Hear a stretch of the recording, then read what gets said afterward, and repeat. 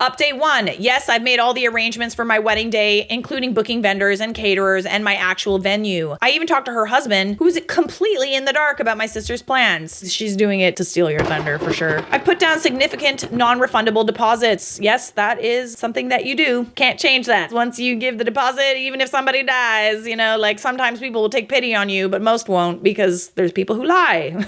Changing the date now would cost me a fortune. Despite this, my sister insists we share the wedding day, dismissing all effort and money I've invested in making it my dream wedding. She keeps saying we can merge the weddings and have one big celebration. No, I'm good. No. Make people choose. You should do a nice little public post where you explain the situation and say, I'm not changing it. If you choose to go to this other wedding, that is up to you. I trust that the RSVPs that you've already sent over are still good. No hard feelings, but hard feelings if you choose to go to her wedding instead. Realistically, it would just be your family who choose the other wedding. If they can't see that this is wrong, not a loss, in my opinion. I refuse to compromise my vision for her sudden urge to get married. The thought of sharing my special day with her, having to split attention and resources, feels like a nightmare. She will make it a nightmare. She's already made it a nightmare. It hasn't even happened yet. She claims it's a coincidence that she picked the same date, but I can't help but notice how convenient it is for her to piggyback off all my planning. Her nonchalance over my hard work and investments is infuriating. Why does she need to do this on my day? My parents keep trying to reason with me, saying it would be practical and efficient to have the siblings' wedding on the same day.